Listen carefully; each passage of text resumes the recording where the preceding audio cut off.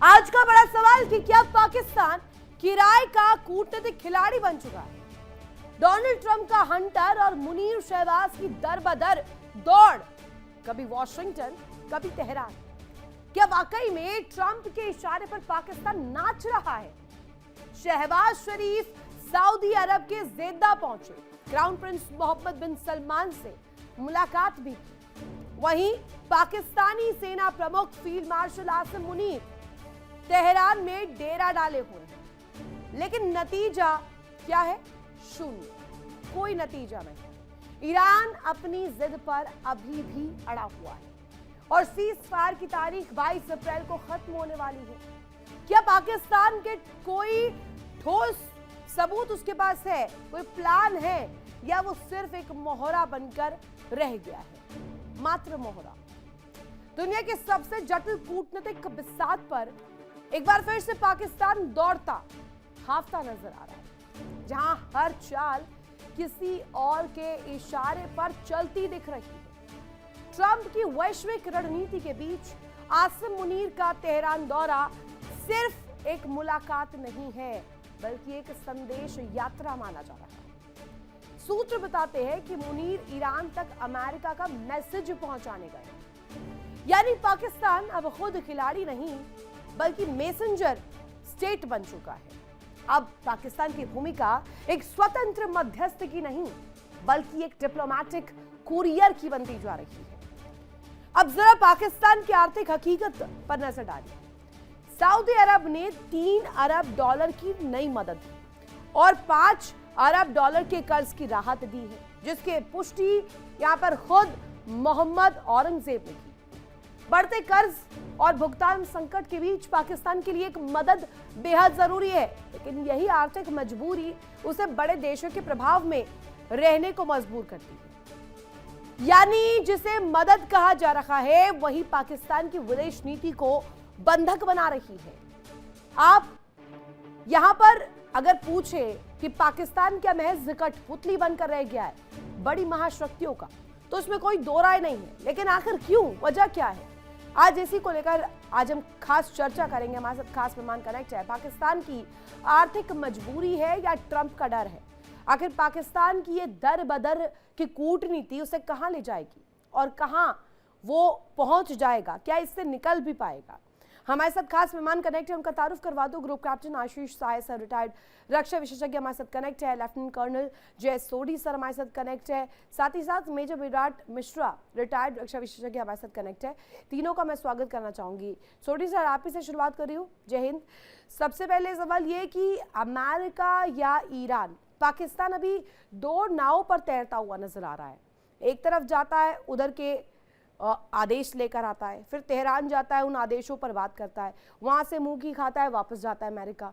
अब हम देख रहे हैं ये दोस्ती बनाम एक मजबूरी की जो लड़ाई है पाकिस्तान के सामने खड़ी हो गई है। और हो भी क्यों ना, पाकिस्तान जो कि कर्ज के तले दबा हुआ है, रास्ता भी कुछ नहीं बचता है। Sorry sir. दोनों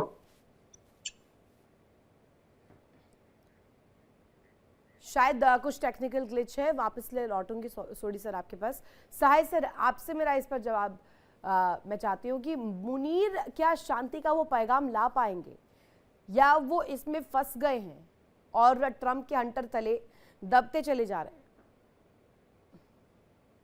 हैं? जी, आप कह सकते हो कि एक तो ये डिफ्लेक्शन टेक्निक से मैं शुरू से कह रहा हूं कि पाकिस्तान अपनी internal crisis on all fronts, चाहे वो बलूचिस्तान हो, चाहे वो अफगानिस्तान हो, पीओके हो, पाकिस्तान की इंटरनल क्राइसिस, एक सिविल टर्मोइल, मस्जिदों पे हमले, अननोन गनमैन के द्वारा रिलीजियस लीडर को या टेररिस्ट लीडर्स को एलिमिनेट किया जाना, इतने ज्यादा क्राइसिस में ऊपर से एक failed economy, not failing, failed economy, debt trap में है।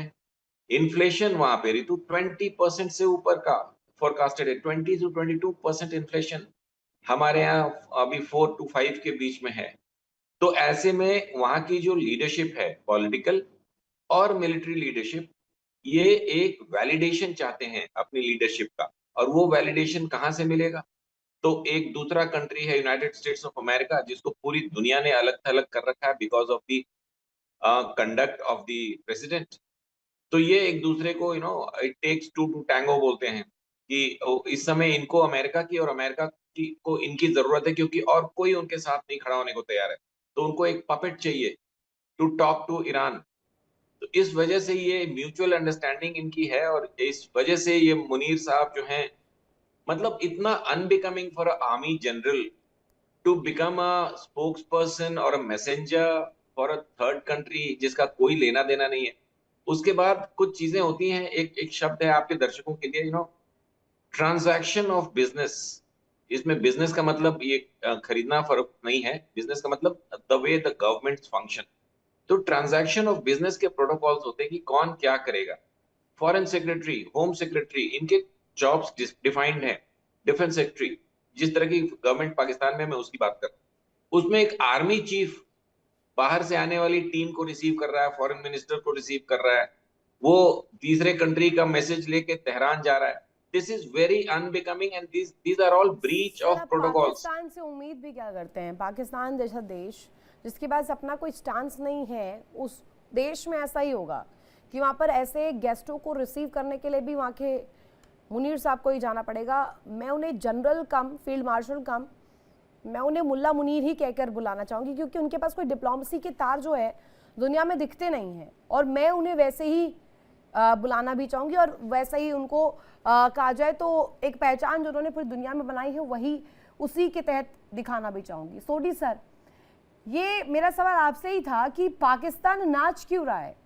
क्या खुद की ताल फिट नहीं बिठा पा रहा, चाहे वो तेहरान के साथ हो या डोनाल्ड ट्रंप के साथ हो?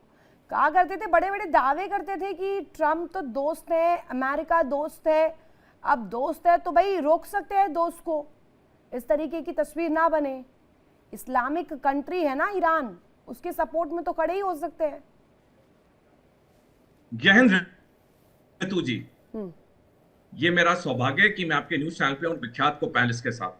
कुछ दशक पहले भारत के एक प्रसिद्ध व्यापारी खानदान में जब उनके पिताजी की मौत हुई तो दोनों भाइयों के बीच में प्रॉपर्टी को लेकर बंटवारे पे लड़ाई हुई।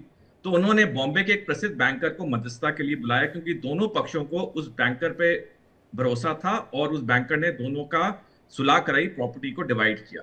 देखिए, जब भी दो इंसानों या दो देशों के बीच में तनाव या लड़ाई होती है, दोनों पक्ष उसी को अप्रोच करते हैं जिस पर उन्हें भरोसा होता है।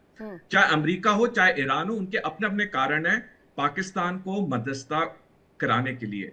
अगर यही बातचीत चाहे पाकिस्तान में होती, स्वीडन में होती, स्विट्जरलैंड में होती, दुनिया के सारे नागरिकों को उसको वेलकम करना चाहिए, क्योंकि दूसरे विश्व युद्ध के बाद ये इकलौता युद्ध है जिसने पूरी दुनिया को हिला दिया है। दुनिया के हर देश में हर नागरिक को, रूस यूक्रेन युद्ध का इफेक्ट लोकलाइज था, इजराइल हमास का इफेक्ट लोकलाइज था, लेकिन ईरान युद्ध की वजह से दुनिया का हर नागरिक तिलमिला उठा है, क्योंकि सब पे चपट आ रही है। ऋतु जी, अगर यही मध्यस्थता की बातें अगर भारत में हो रही होती, हमारे हर चैनल पे दिन रात ब्रेकिंग न्यूज होती, तो पहला मेरा अपना निजी विवरण है कि हमें ओवर पाकिस्तान ऑब्सेस नहीं होना चाहिए, क्योंकि ये दुनिया की शांति के लिए, ये मानवता की अच्छाई के लिए, और जैसे मैंने बताया दोनों पक्षों को। सर, इसमें मैं आपको एक बीच में इंटरप्ट कर रही हूँ, सो सॉरी, बट सवाल मेरा इसमें यह है क्योंकि एक इटली की थिंक टैंक आई है, एक रिपोर्ट सामने आई है जिसमें ये दावा किया गया है, मैं आपको इस थिंक टैंक के ऊपर जवाब देने के लिए नहीं कह रही हूँ, मैं एक एग्जाम्पल सेट कर रही हूँ या एक एग्जाम्पल के तौर पर इसे बता रही हूँ कि सिर्फ भारत में नहीं, अब दुनिया भर में इसको लेकर बात हो रही है। दुनिया भर में ये कहा जा रहा है कि ऐसा देश जो कि आतंकी पालता है, जो आतंकियों को आगे बढ़ाता है, वो देश मध्यस्थता करेगा, वो भी इतने सीरियस कंडीशंस में। ऋतु जी, देखिए, जब पहले दौर की बातचीत इस्लामाबाद में हुई 11 अप्रैल को, किसी को नहीं भरोसा था कि ये बातें सफल होंगी, कि तनाव अमेरिका और ईरान के बीच में इतना था। लेकिन पहले दौर की सफलता साफ इसमें दिख रही कि दूसरे दौर की बातचीत भी इस्लामाबाद में होने वाली है, और पाकिस्तान का चाहे प्रधानमंत्री हो या असीम मुनीर हो, दोनों मिडिल ईस्ट के अलग अलग देशों में बैठे हैं बातचीत कराने के लिए। और अभी डोनाल्ड ट्रंप का मैं बयान सुन रहा था कुछ मिनट पहले, आपके शो पे आने से पहले डोनाल्ड ट्रंप ने बोला है इस वीकेंड पे डील फाइनलाइज हो जाएंगी, क्योंकि सारे जो पेचीदे मामले वो रिजॉल्व हो गए हैं। तो जैसे मैंने पहले कहा, पाकिस्तान बेशक आतंकवाद का गढ़ हो, हम सारे जानते हैं, दुनिया जानती है, पाकिस्तान कंगला देश है, खोखला देश है, सारे जानते हैं, लेकिन जैसे मैंने शुरू में कहा, ईरान और अमेरिका को अपने अपने कारणोंवश पाकिस्तान पे भरोसा। मैं एक और एग्जांपल देना चाहूंगा ऋतु जी। Please please. पिछले साल जब ऑपरेशन सिंदूर खत्म हुआ, उसके 4 हफ्ते के अंदर हमारे 7 डेलीगेशन, जिसमें 59 मेंबर्स थे, 33 देशों का दौरा उन्होंने किया, दुनिया को बताने के लिए कि पाकिस्तान आतंकवाद का गढ़ है और कैसे हमने पाकिस्तान को युद्ध में हराया।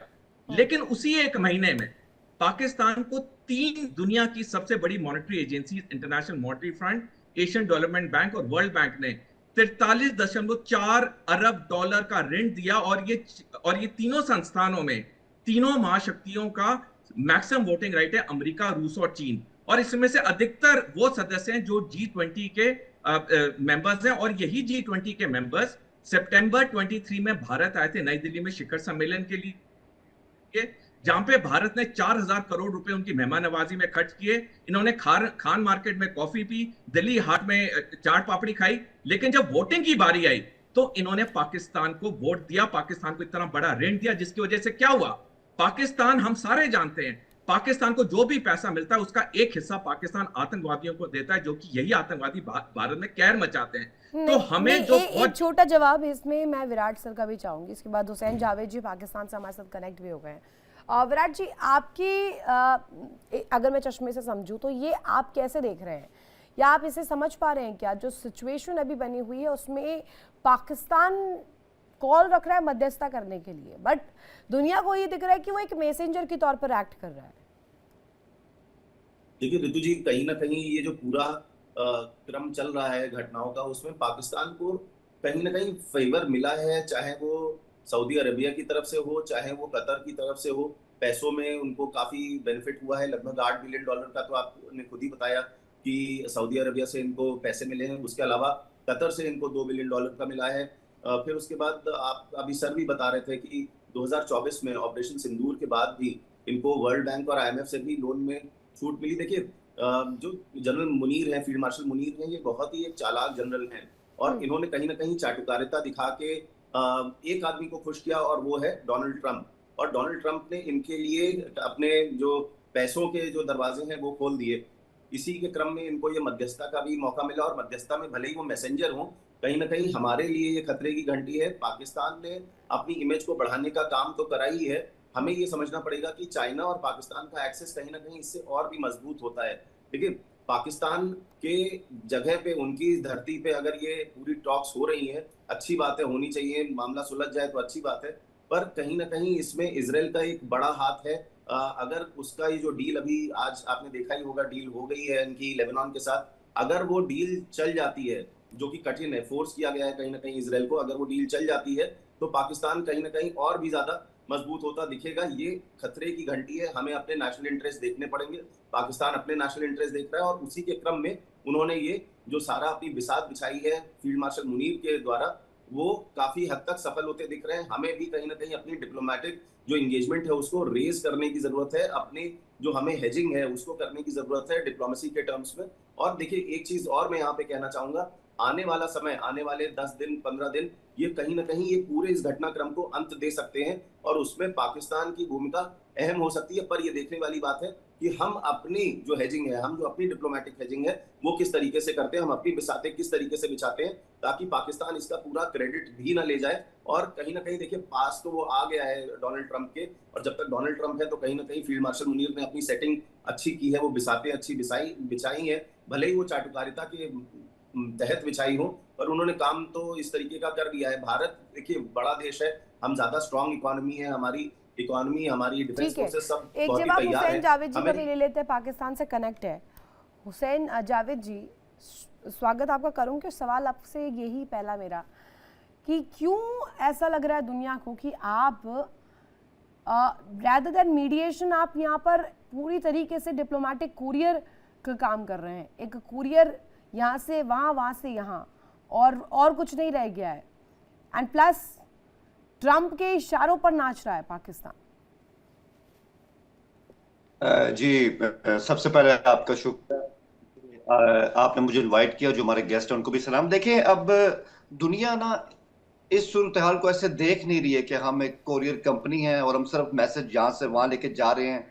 ऐसा तो तब आप कह सकते थे जब ये सब कुछ इस्लामाबाद में हो ना रहा होता ना। अब ये कैसी कोरियर कंपनी है जो एक तरफ मैसेज तो भी दे रही है और एक तरफ ईरान अरे ऐसा नौबत क्यों आ रही है, मुझे ये बताइए ना। मीडिएटर कभी जा जाकर तेहरान में थोड़ी बात करेगा, मीडिएटर जा जाके अमेरिका से थोड़ी बात करेगा, बल्कि सिचुएशन तो ऐसी होनी चाहिए थी, जो मेरी समझ में आता है कि दो देश जहां पर मसले चल रहे हैं वो देश अप्रोच करेंगे आपको कि भैया आप मीडिएशन करवा दीजिए, आप बीच में बात ठीक करवा दीजिए। आप ही जा रहे हैं उठ उठ के, आपके मुनीर साहब जा रहे हैं तेहरान, वहीं पर डेरा डाले हुए हैं। अच्छा, आप मुझे मेरी बात एक दफा में कंप्लीट करने दीजिएगा, आपको आपके सवालों का जवाब मिल जाएगा। पहली बात तो ये कि शायद आपने ट्रम्प का भी फॉक्स न्यूज को इंटरव्यू देखा हो, आपने व्हाइट हाउस की जो स्पोक्स पर्सन है उनका भी जो कल बयान है वो भी देखा होगा, और जो कल जिस तरह से मुनीर साहब तेहरान पहुंचे, आपने तेहरान का जो रिएक्शन जोश वो भी देखा होगा। तेहरान हो या अमेरिका हो, दोनों ने एक चीज कल वाजे कर दी है, पाकिस्तान से बेहतर कोई जगह नहीं है जहां पे हम आपस में बात कर सकें। दुनिया में और भी मुल्क हैं जो अप्रोच कर रहे हैं कि यहाँ पे हम आपको इस तरह से फैसिलिटेट कर सकते हैं, लेकिन हमें तो पाकिस्तान ही जाना है। एक बार जा चुके हैं, दूसरी बार भी जाना, और इस वीकेंड पे खबरें आप लोगों ने तो पैसे भी लिए हैं, कतर से भी लिए हैं, सऊदी से भी लिए हैं, आपका कर्ज भी माफ कर दिया है सऊदी वालों ने। देखिए इंडिया डेली 24/7 अब आपकी स्मार्ट टीवी पर। इंडिया डेली मौजूद है सभी डिजिटल प्लेटफॉर्म पर लाइव और लगातार। इंडिया डेली 24/7 हर दिन राष्ट्र को समर्पित।